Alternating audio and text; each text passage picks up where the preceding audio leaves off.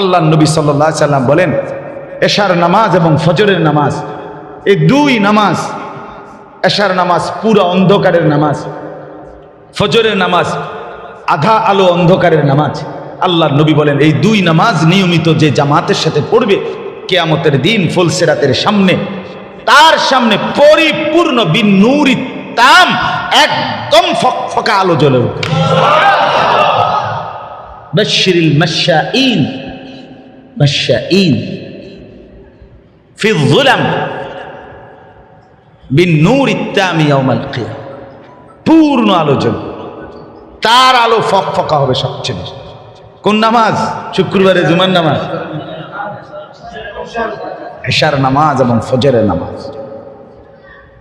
ফজরের নামাজ ইমানদারের নামাজ। ফজরের নামাজ না পড়ে না যে মুনাফিক সে।